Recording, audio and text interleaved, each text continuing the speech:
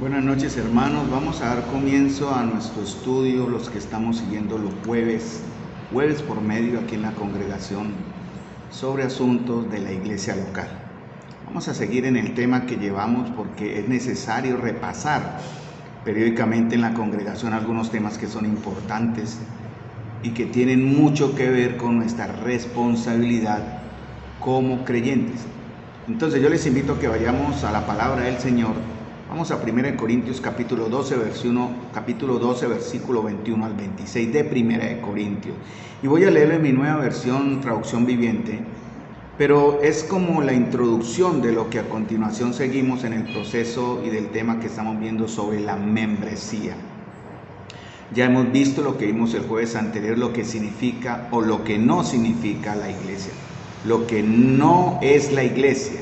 Veamos algunos puntos que tienen que ver, porque es el pensamiento que desafortunadamente algunos creyentes aún tienen y viven como si eso fuera una realidad en sus vidas. Pero vamos a ir al pensamiento bíblico, que es lo que más nos interesa ahora. Muchos creyentes creen que la iglesia es un club social, simplemente es un lugar donde se va los domingos para tener vida social, hacer amigos e interactuar. Cuando hablamos de membresía no hablaremos de la membresía que se obtiene en un club como tal, como la idea que se da. Tampoco la iglesia es un lugar de beneficencia o de voluntariado, aunque es uno de sus enfoques también. La iglesia ayuda de manera social al que está necesitado, pero más que todo a los miembros de la misma iglesia local que están necesitados. Ese en verdad sería como el evangelio social. Hoy en día el gobierno quiere obligar, hay proyectos de ley que están buscando que las iglesias cristianas que tienen permiso de funcionamiento funcionen como tal solo si hacen evangelio social, si no, no tendrían permiso. Pero solo quiero resaltar el punto de que la iglesia no es ni un club social ni un lugar de beneficencia. Tampoco, aunque es un lugar donde se tratan temas de asuntos religiosos o temas trascendentales sobre la vida cristiana, no es un lugar donde solo se tratan temas de asuntos religiosos. La iglesia es más que eso, ¿no? Ahorita con el verso que les acabé de mencionar de 1 Corintios capítulo 12 veremos una lectura para introducción. Tampoco la iglesia es un proveedor de servicio al cliente, ¿no? Yo he visto asambleas donde se tienen a la entrada el horario del pastor, horario de oficina, 8 a 12, 2 a 6. No sé qué pasará después de esos tiempos de horarios, si se atiende o no se atiende la persona en necesidad. Pero los que estamos al frente de la iglesia y que vivimos o practicamos como ministerio la consejería, tenemos que estar dispuestos los 7 días de la semana, las 24 horas del día, para estar atentos a las necesidades de nuestros hermanos. Entonces, aunque la iglesia es una proveedora para las necesidades de los hermanos, no es la que soluciona todos los problemas. En realidad es la fuente que el Señor ha dejado para que los hermanos que tengan situaciones de duda, problemas o luchas, vengan para encontrar consuelo. Puede ser un cristiano o estar un cristiano desvinculado de la iglesia, tomar la cena, bautizarse sin ser miembro específico de una iglesia. Pues claro que no. Hay muchos creyentes que no lo tienen claro y piensan que pueden vivir de cualquier manera y aún así venir los domingos como simplemente visitantes, más no como miembros activos y responsables de una iglesia local. Esa es la idea del tema, porque eso implica también el bautismo. Cuando hablamos del bautismo significa que usted se identifica en el cuerpo universal de la iglesia, pero también se compromete en el cuerpo local de la iglesia, como se manifiesta localmente. Entonces, desafortunadamente, hay muchos creyentes que no tienen un compromiso y eso ha traído problemas. Vamos entonces al verso de 1 Corintios capítulo 12, versículo 21 al 26, que dice: el ojo nunca puede decir a la mano, no te necesito. La cabeza tampoco puede decirle al pie, no te necesito. De hecho, algunas partes del cuerpo que parecieran las más débiles y menos importantes, en realidad son las más necesarias. Y las partes que consideramos menos honorables son las que vestimos con más esmero. Así que protegemos con mucho cuidado esas partes que no deberían verse, mientras que las partes más honorables no precisan esa atención especial. Por eso Dios ha formado el cuerpo de tal manera que se les dé más honor y cuidado a esas partes que tienen menos dignidad. Esto hace que haya armonía entre los miembros, a fin de que los miembros se preocupen los unos por los otros. Si una persona sufre, los demás sufren o las demás partes sufren con ella. Y si una parte se le da honra, todas las partes se alegran. Todos ustedes en conjunto son el cuerpo de Cristo y cada uno de ustedes es parte de ese cuerpo. Y este verso lo traigo a relación porque tiene que ver con nuestra responsabilidad en ser parte visible y participativa, involucrada en una asamblea local, para que puedan en verdad podamos aplicar este mandamiento, ¿no? De que podamos considerar a unos más honorables, que podamos en realidad vivir la armonía, sufrir con los que sufren, gozarnos con los que se gozan. Y como dice la última parte del verso, todos ustedes en conjunto son el cuerpo de Cristo y cada uno de ustedes es parte de ese cuerpo. Entonces, nos conocemos aquí en la asamblea local de tal manera que podamos aplicar este mandamiento. Es difícil, a veces es sorprendente que ni siquiera entre nosotros nos conozcamos. Yo trato en lo posible, y creo que no he fallado en ese aspecto, de conocerlos a todos ustedes por nombre, sabiendo sus necesidades, dónde viven, a qué se dedican. Es parte de mi trabajo, pero también parte del interés que siento por conocer a mis hermanos. Desafortunadamente hay algunos de ustedes que ni siquiera se conocen, y para eso es el tablerito que colocamos aquí, que está en la pared de la iglesia, con las fotos de los miembros activos de la congregación, para que usted, hermano, cuando se acerque, vea ahí quiénes son sus hermanos, y por el caso no los conoce, lo cual creo que no sea posible al día de hoy. Creo que todos nos conocemos, pero sepa también por quién orar, a quién visitar, por quién estar atento en una situación particular. Entonces, este aspecto de 1 Corintios va a mostrar una parte de nuestro carácter como seres humanos. ¿Cuál? El de la membresía. O sea, esto de enseñar el tema de la membresía va a reflejar, va a sacar a flote, por decir así, mostrar ese aspecto del carácter humano. Porque muchas personas quieren vivir sin dar cuentas, independientemente, eso es parte de nuestra naturaleza. Incluso los creyentes, muchos creyentes quieren vivir independientemente, sin darle cuentas a nadie. Y estos temas van a traer rebelión en su carne, porque aunque entendamos, hermanos, que la carne no se quiere sujetar a Dios. En Romanos capítulo 8, versículo 7 dice: por cuanto los designios de la carne son enemistad contra Dios, porque no se sujetan a la ley de Dios, ni tampoco pueden. Entonces, una estrella de cine dijo una vez, y menciona entre comillas, que a él le gustaba Dios hasta que lo tuvo bajo su mismo techo. Qué frase, ¿cierto? Los cantantes, muchas de sus canciones expresan no me limites o lo hice a mi manera, como tocan algunos temas en los cantantes modernos. Los publicistas apelan a este sentimiento de independencia. Con todo esto en el ambiente es fácil querer los beneficios, pero no las responsabilidades, ¿cierto? Muchas veces queremos recibir los beneficios de estar en una iglesia local, en una asamblea local, en una comunidad local, pero no queremos tener ninguna relación con nuestras responsabilidades que se derivan de las amistades, de los matrimonios, de nuestras profesiones y ciertamente de la iglesia. Solo queremos los beneficios de tener buenos amigos, buenas familias, buenos matrimonios, pero olvidamos que también tenemos responsabilidades. Entonces, hermanos, muchos creyentes quieren tomar sus decisiones a su manera. Por ejemplo, mi vida y mi familia, muchos dicen, la llevo como a mí me parece, pero incluimos a Dios y a la iglesia cuando nos conviene. Hemos tenido casos aquí personalmente de hermanos que en realidad se han desligado de la comunión y de su compromiso y pueden llamar a pedir oración en verdad por una enfermedad, por falta de trabajo, una situación particular. Incluso cuando muere alguien cercano a ellos, nos han llamado para que estemos ayudándoles en llevar una palabra en las honras fúnebres. Pero hermanos, ¿qué obligación tenemos nosotros? En realidad, aunque por misericordia se hace, ¿qué obligación tenemos nosotros de hacerlo si no son miembros activos, participativos y visibles de nuestra congregación? Surgen situaciones donde no queremos que la iglesia se meta, entonces cuando surgen esas situaciones no invitamos, ¿verdad? Tomamos decisiones en realidad que implican que vamos a tomar decisiones. quiero explicarme en esto, ¿no? Este pensamiento es antibíblico, hermanos, porque la mayoría de los creyentes, como no tienen un compromiso, necesitamos entonces con estos temas desanclar de nuestras mentes estas ideas de la independencia. Por ejemplo, nosotros tenemos independencia con otras asambleas, o sea, cada asamblea es independiente. Lo que sucede acá es diferente con lo que puede pasar en otra asamblea local, pero sí debe haber entre nosotros interdependencia, que es diferente, ligados por el amor de Cristo y por la comunión.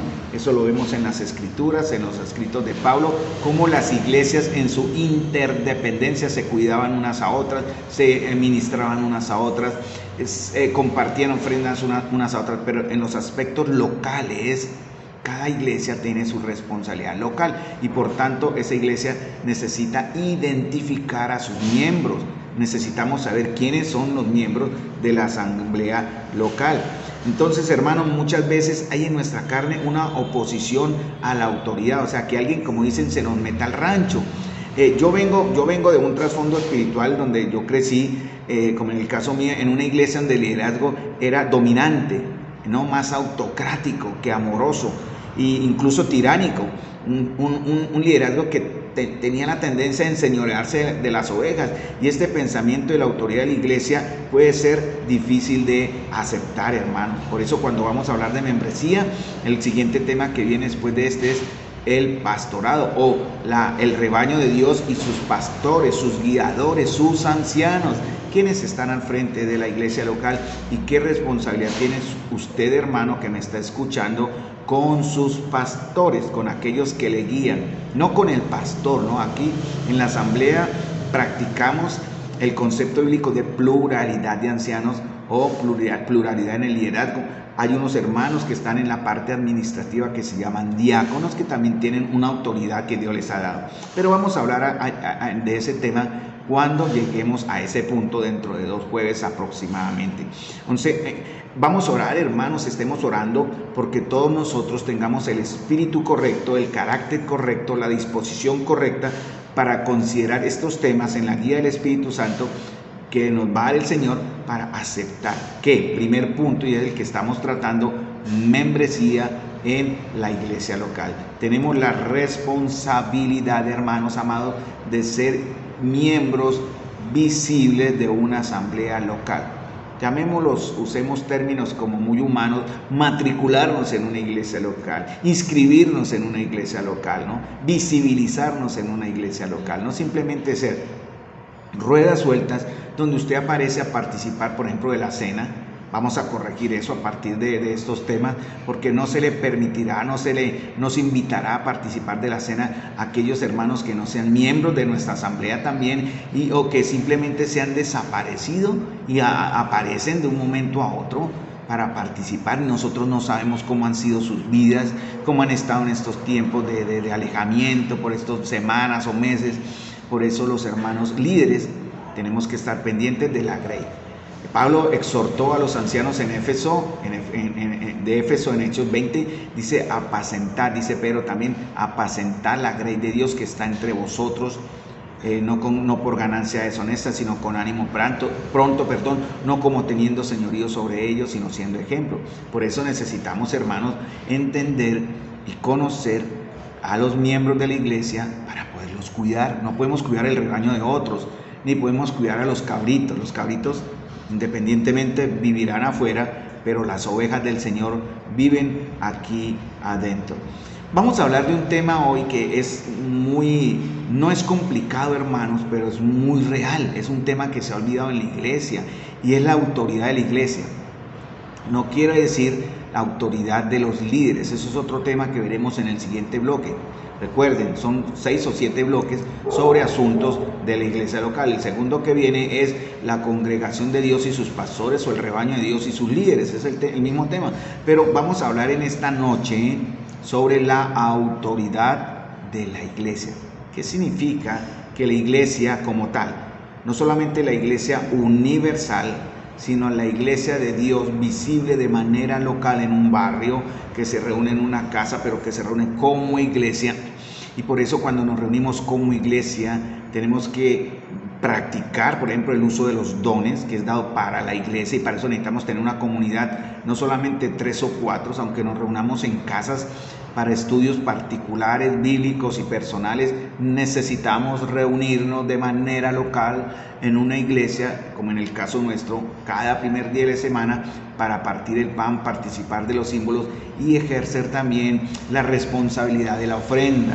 Eso tiene que ver con nuestra membresía en una iglesia local. Pero ¿qué tiene que ver la autoridad de la iglesia como tal? ¿Saben una cosa?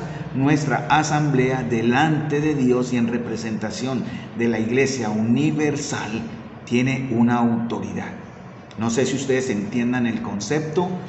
Voy a tratar de explicarlo de manera clara y concisa. Yo la tengo clara, pero necesitamos que toda la comunidad que compone nuestra asamblea aquí en Santa María entienda esa responsabilidad. Porque si asumimos, hermanos, una posición como iglesia, estoy resaltando algunas palabras, reunirnos como iglesia, posición como iglesia, ejercer autoridad como iglesia, es teniendo en cuenta a todos los miembros de la asamblea local que son reconocidos, todos los miembros que son miembros de la asamblea local. Dice la escritura, Mateo capítulo 16, vamos a ir a Mateo capítulo 16. La iglesia tiene dos responsabilidades: la autoridad para discernir espiritualmente la predicación del evangelio, o sea, tenemos la autoridad de entender cuándo se está enseñando correctamente el evangelio, ¿sí? Porque hay muchos evangelios, hermanos. Pablo dice que se sorprendía porque los gálatas se habían alejado tan pronto del evangelio que se les había enseñado. Y Pablo hacía la advertencia: si venga un ángel, así seamos nosotros mismos los que enseñemos otro evangelio, dice la escritura en Gálatas, sea anatema, o sea, reciba maldición de Dios enseñar otro evangelio. Hoy día, hermanos, se enseñan muchos evangelios y la iglesia va a tener y tiene la autoridad de discernir qué evangelio se está enseñando también localmente.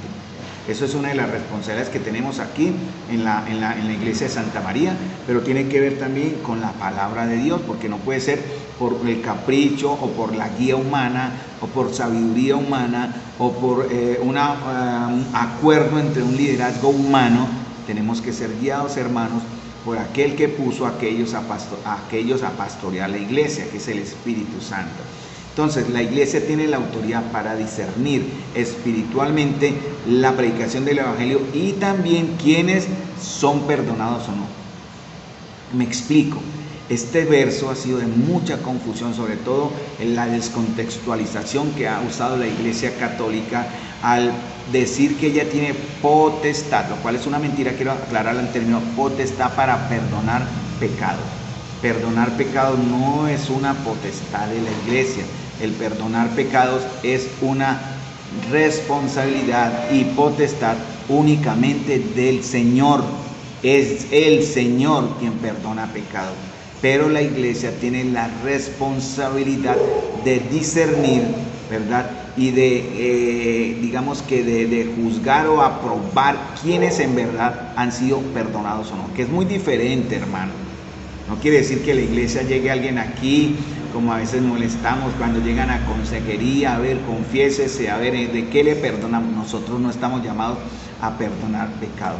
La palabra de Dios dice en 1 Juan capítulo 1, versículos 7 al 9, que la sangre de Jesucristo, su Hijo, nos limpia de todo pecado. Pero también dice que si confesamos nuestros pecados, Él, no la iglesia, Él es fiel y justo para perdonar nuestros pecados y limpiarnos de toda maldad. Pero hay un verso conflictivo, hay un verso que ha traído confusión y es el de Mateo capítulo 16, versículos 18 al 19.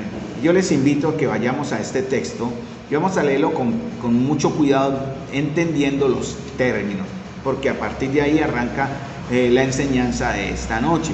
La iglesia, dice Mateo 16, 18 al 19, y yo también te digo que tú eres Pedro, y sobre esta roca edificaré mi iglesia, y las puertas del Hades no prevalecerán contra ella, y a ti te daré las llaves del reino de los cielos. Y todo lo que atares en la tierra, escuchen bien estos términos, todos son importantes, pero quise resaltar esto. Y todo lo que atares en la tierra será atado en los cielos, y todo lo que desatares en la tierra será desatado en los cielos.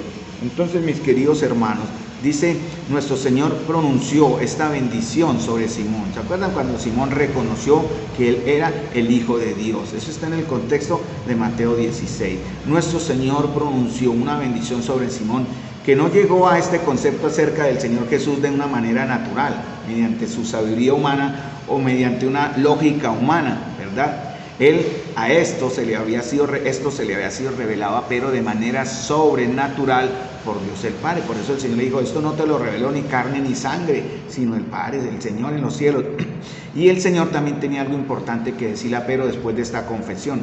Así que Jesús le dice, y yo te digo que tú eres Pedro, y sobre esta roca edificaré mi iglesia, y las puertas del Hades no prevalecerán contra ella.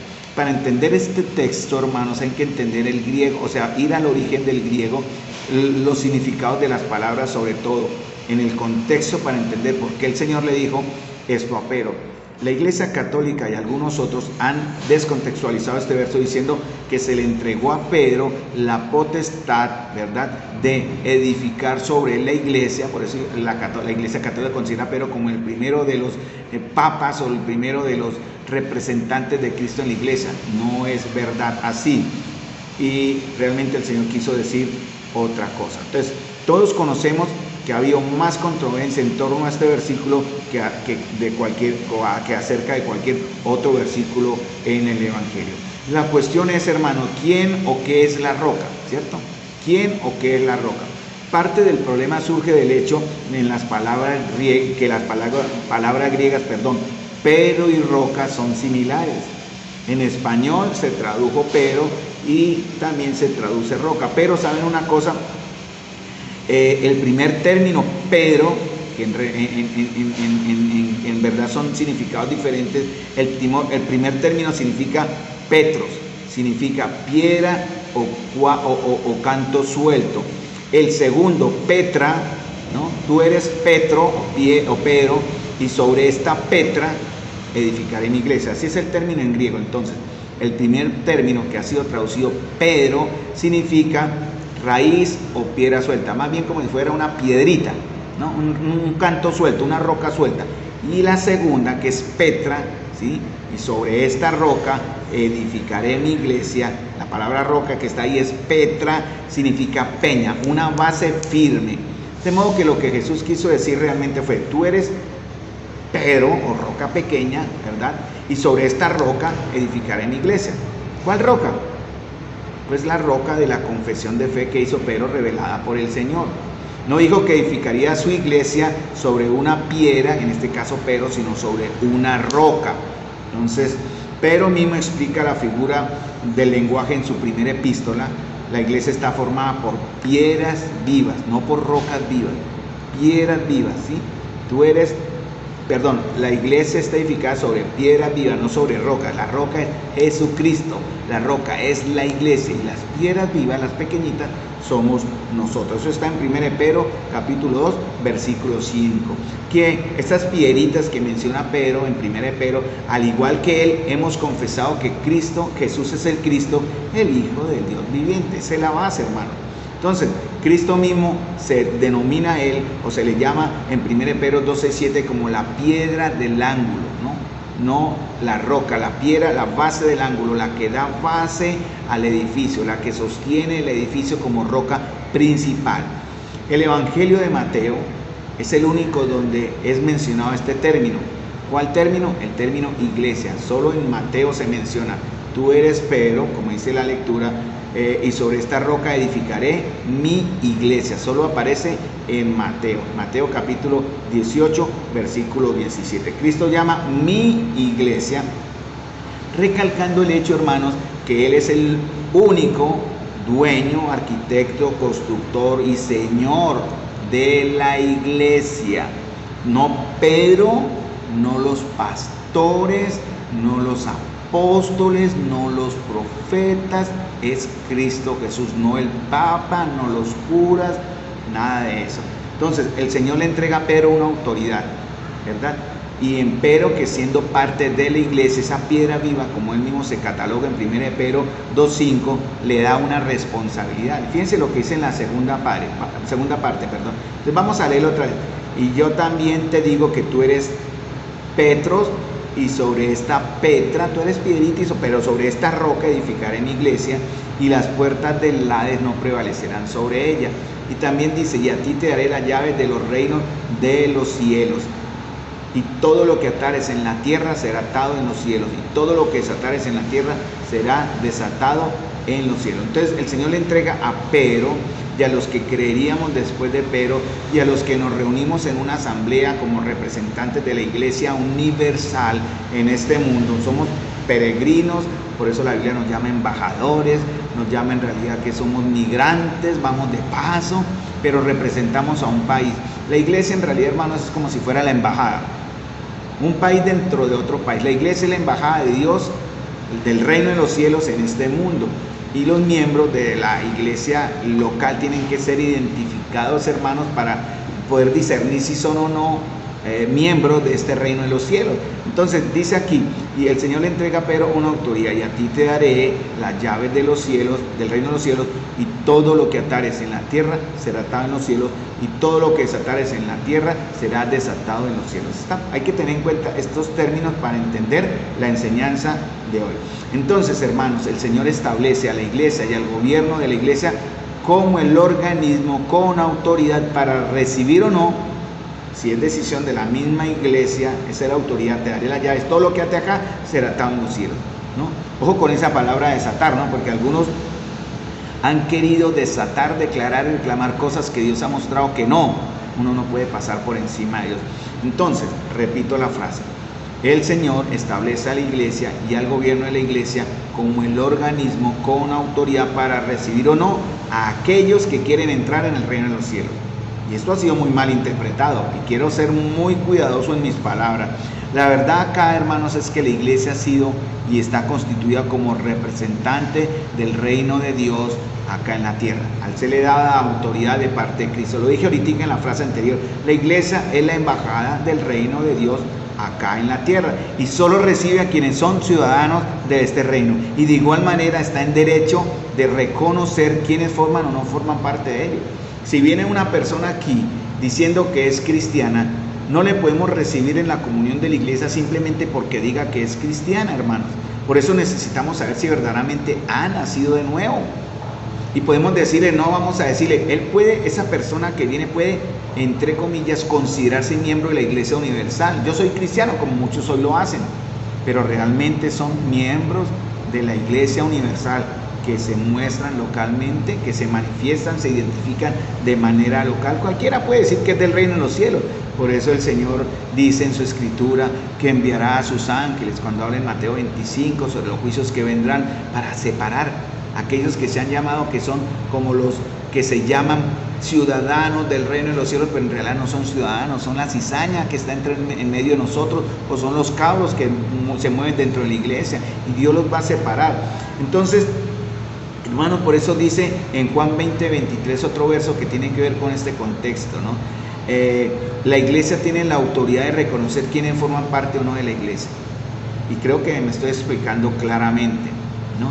Cualquiera puede llegar acá, pero nosotros como iglesia local, porque estoy hablando de manera local, vamos a discernir, vamos a buscar entender si esa persona que se acerca a nosotros de verdad es salva o no es salva, por sus hechos, por sus frutos, por su compromiso, por su entrega y por muchas otras cosas.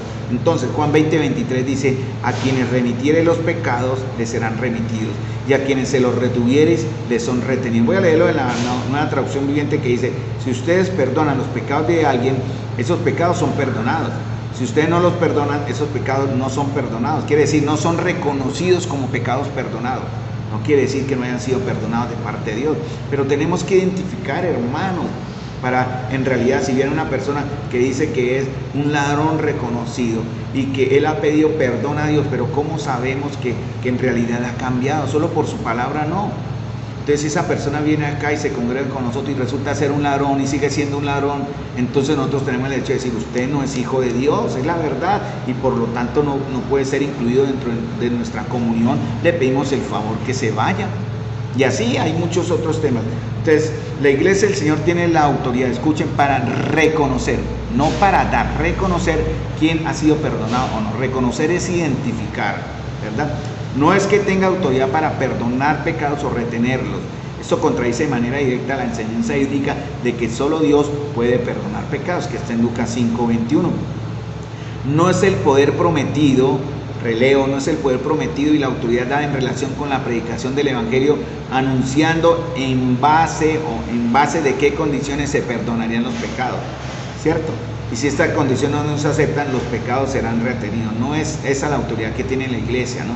La iglesia no pone condiciones para perdonar pecados, hermano, ¿cierto? La iglesia no dice, usted se le perdonarán los pecados, sí y solo sí. Esa autoridad no la tenemos, aunque las iglesias religiosas lo han hecho, incluso iglesias cristianas lo hacen. Por eso sus miembros no pueden vivir bajo la seguridad y la convicción, la certeza de que sus pecados son perdonados, porque la iglesia ejerce sobre ellos un dominio y un control, diciendo, si usted se sale de cierta norma, sus pecados no serán perdonados, por tanto usted no es salvo. La iglesia no tiene esa autoridad, hermano. Nosotros solo aceptamos es que los discípulos, o creemos que los discípulos recibieron la potestad, escuchen, de declarar, o sea, anunciar perdonados los pecados. ¿Sí? Algunas personas se arrepienten de sus pecados, reciben al Señor Jesús.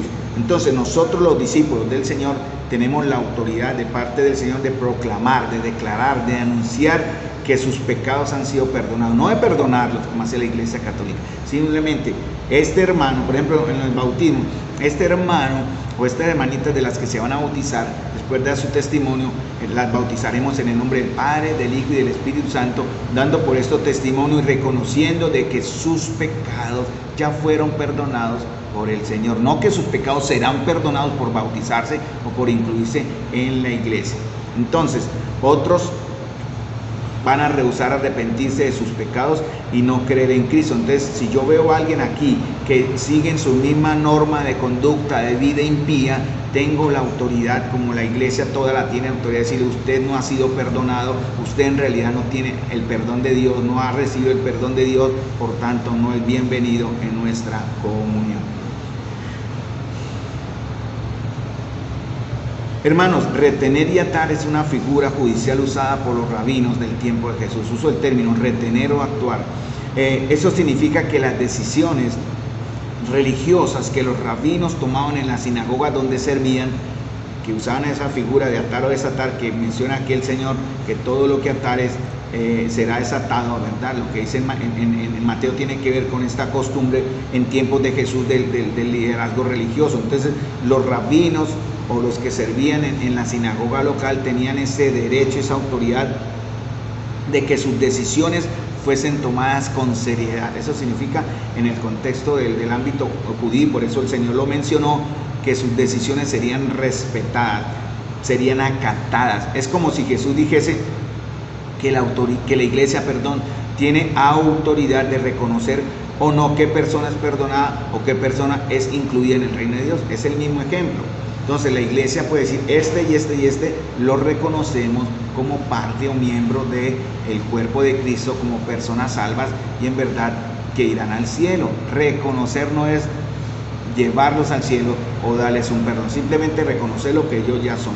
Entonces la iglesia local, hermanos, tiene la autoridad de parte del Señor, la autoridad de los cielos, para declarar quién en la tierra es un ciudadano de ese reino y por tanto representa al cielo. Por ejemplo, el ejemplo de Pablo, que se convirtió en el camino a Damasco. Fíjense bien, vamos a ir a Hechos capítulo 9 versículos 6 al 18. El ejemplo de Pablo, que se convirtió en el camino de Damasco.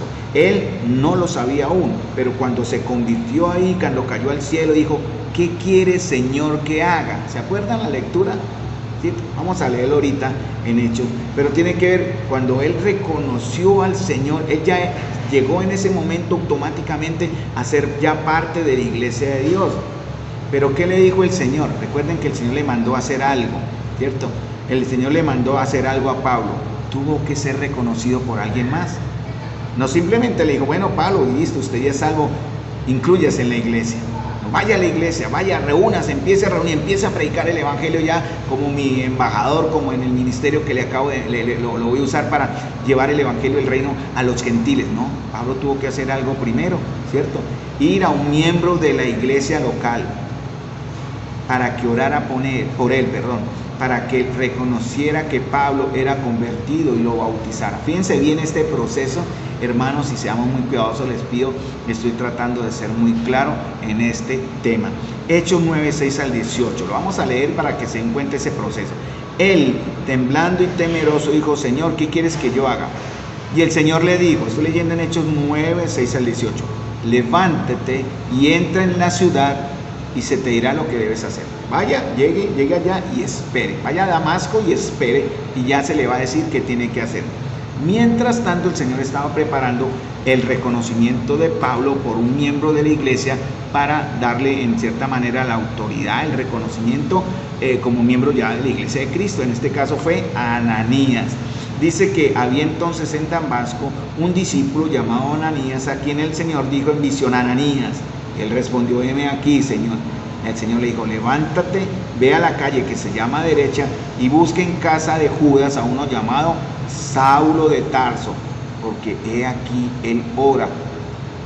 Fue entonces Ananías y entró en la casa y poniendo sobre él las manos dijo, hermano Saulo, el Señor Jesús que se te apareció en el camino por donde venías me ha enviado. ¿Para qué? Para que reciba la vista y sea lleno del Espíritu Santo. Y al momento le cayeron los ojos como escamas, recibió al instante la vista y levantándose fue bautizado. Pablo tuvo que pasar primero por este proceso de ser reconocido por alguien más. Por ejemplo, vamos a otro ejemplo, si este aún no les trae certeza al corazón. Cornelio, el caso del centurión Cornelio, que recibió visión de un ángel y también recibió un mandamiento de lo que debía hacer. Eso está en Hechos capítulo 10, versículo 1 al versículo 8. Voy a leer desde el versículo 4 y dice, y él, hablando del caso de Cornelio, ¿no? Lo leí desde la parte que nos interesa para no leer todo el capítulo 10, que es prácticamente hasta el versículo 48, pero resumiendo dice del versículo 4 al 6, él mirándole fijamente y atemorizado dijo, ¿qué es, Señor? Y le dijo, en este caso está hablándole a Cornelio, tus oraciones y limosnas han subido para memoria delante de Dios. Envía pues ahora a hombres a Jope y haz venir a Simón, en este caso a Pedro, ¿no? Porque Pedro recibió una visión del lienzo, ¿se acuerdan? Que descendió el lienzo, el Señor le dijo a Pedro, mata y come. El Señor dijo, yo no soy inmundo, Señor, no tengo por qué comer cosas inmundas. Y el Señor queriéndole dar la enseñanza dijo, lo que yo he limpiado no lo llames tú inmundo. Y eso tenía que ver con su trato hacia los gentiles, en este caso un gentil llamado Cornelio, que ya se había convertido en su casa. Y Cornelio estaba esperando, por eso el Señor dice, envía pues ahora hombres a Jope, al venir a Simón, el que tiene por sobrenombre Pedro, posa en casa de Simón el curtidor, que tiene su casa junto al mar. Él te dirá lo que es necesario que hagas. Así como Ananías le dijo a Pablo lo que era necesario que hiciese. En este caso, como dice, sanarlo. Ananías fue usado para sanar a Pablo, pero también lo bautizó y de esta manera visible Pablo fue reconocido como miembro de la iglesia local. Y en el caso de Cornelio dice, versos 10, 47 al 48. Entonces respondió Pedro, ya cuando se encontró con Cornelio, ¿puede acaso alguno impedir el agua para que no sean bautizados estos que han recibido el Espíritu Santo también como nosotros? Y mandó bautizarles en el nombre del Señor Jesús. Entonces le rogaron que se quedase por algunos días. Hermanos, Dios trajo salvación a Pablo directamente y a Cornelio mediante un ángel. Pero ¿por qué mandó que ellos se sometieran a la iglesia o a un miembro de la iglesia? Porque el Señor puede decirle a Cornelio, bien, ya eres salvo, empieza a reunirse, busque a los de su misma fe. O puede decirle a Pablo, bueno, ya eres salvo, busque a los cristianos que usted antes perseguía. ¿Por qué el Señor le dio las llaves de la autoridad a la iglesia para abrir y cerrar? Esa es la razón, ¿verdad? ¿Por qué mandó que ellos se sometieran a la iglesia o a un miembro de la iglesia, en el caso de Ananías o de Pedro? porque el Señor le dio a la iglesia las llaves de esa autoridad para abrir o cerrar, o sea, tener la capacidad de discernir quiénes son verdaderamente miembros o no de la iglesia del Señor, quién verdaderamente han sido perdonados o no, quiénes tienen en verdad el Espíritu Santo. Por eso Pedro decía, ¿puede acaso alguno impedir el agua para que no sean bautizados estos que han recibido el Espíritu Santo también como nosotros? Pedro no iba a bautizar a un impío ni a un incrédulo, pero bautizaría, hermanos, entonces al creyente, en este caso a Cornelio. Hermanos míos, esta es como la enseñanza de hoy. Yo puedo decir, me atrevería a poner mis manos al fuego por algunos de ustedes que son creyentes. Yo sí lo haría. Conozco a mis hermanos, y si me tocara poner las manos en el fuego por alguno de ustedes, yo lo haría.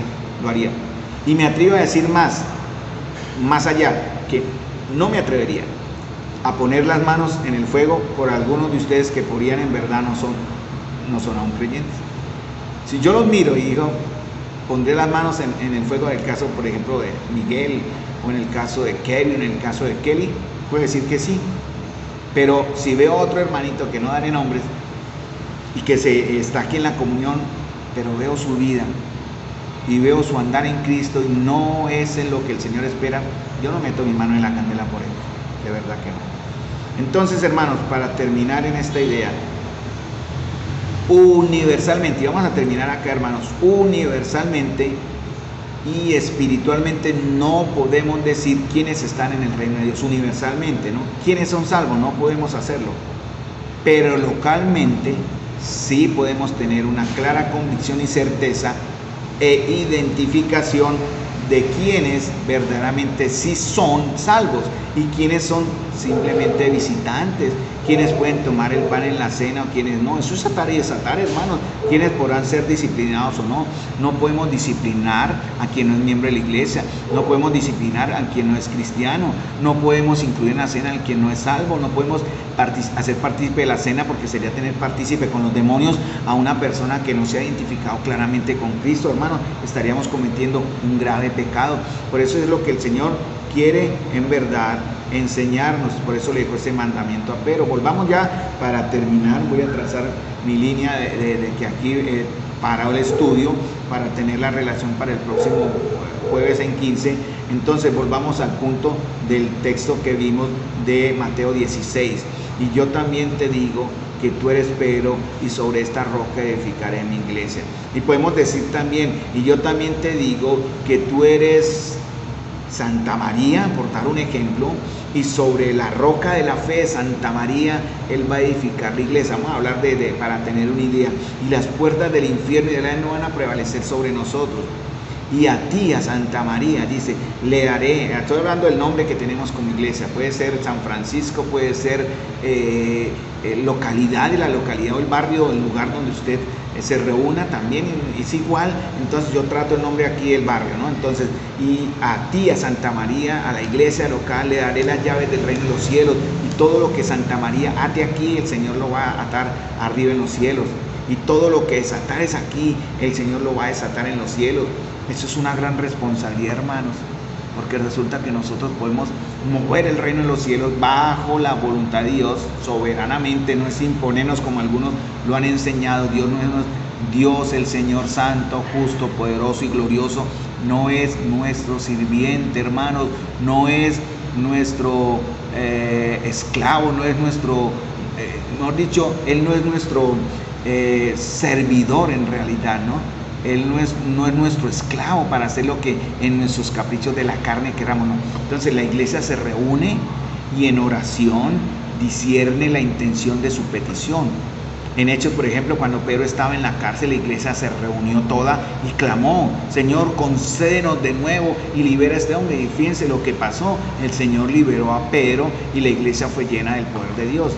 Por eso en la vigilia de pasado mañana, del sábado, hermanos, debemos enfocarnos en orar como iglesia, no oraciones sueltas y oraciones bien, que por la salud, que está bien, por el trabajo, que está bien, pero debemos enfocarnos en orar como iglesia por temas grandes como iglesia. Si todos oramos por lo mismo, el Señor va a respaldar esta oración y por tanto Él la va a dar, si va de acuerdo a su voluntad. En realidad estamos desatando cosas aquí en la tierra o allá en los cielos. Ese es el concepto. Vamos a dejar acá, hermanos, le voy a dar la oportunidad en verdad para que si tienen preguntas por el interno me las hagan, y yo con mucho gusto vamos a la escritura y hablamos de el tema a considerar. Mis queridos hermanos, seguimos con el bloque aún faltan como 2 clases más de membresía en realidad para pasar al tema de otro asunto de la iglesia local que tiene que ver con el rebaño de Dios. Si usted es parte de la iglesia local, es miembro de una asamblea local, es parte del rebaño de Dios localmente, y ser parte del rebaño de Dios significa un pastorado, una guía, ¿verdad? O alguien que ha puesto el Señor bajo ciertas condiciones también que la iglesia reconoce. Por eso la iglesia debe reconocer a quienes trabajan entre ellos. No es que alguien viene y nos impone a alguien, no, viene un líder de otra asamblea mayor que nosotros, dicen el líder que ustedes, el anciano, el pastor de ustedes va a ser tal o cual persona. Nosotros no lo creemos así. Por eso en las denominaciones del pastorado es una profesión en realidad. El pastorado es como está sujeto a ser enviado a tal o cual parroquia, a tal o cual comunidad para que ejerza como pastor. Nosotros no lo creemos así. Cada miembro que vive localmente tiene el derecho, la responsabilidad ante Dios de elegir a sus pastores y también de obedecer. Eso es lo que conlleva eso, hermanos. Obedecer a sus pastores, honrar a sus pastores, pastores, recuerden, no pastor, no anciano. Por eso nosotros aquí practicamos, vivimos en el temor a Dios la pluralidad de ancianos o liderazgo compartido, pero también hay hermanos, parte del cuerpo local, que merecen el respeto de ser consultados. Por ejemplo, próximamente ya lo vamos a hacer, no se puede eludir más, tendremos que ejercer y anunciar a la iglesia una disciplina. Y la iglesia va a ser informada de una disciplina hacia uno de sus miembros por una reacción que él ha tomado a causa del pecado, obviamente. Entonces, mis queridos hermanos, vamos a dejar acá en este punto el tema. Recuerdo, si hay preguntas sobre esto, yo por el interno las recibo y estaremos orando al respecto para que el Señor nos guíe para darle a usted claridad sobre este tema. Mis amados hermanos, Dios les bendiga.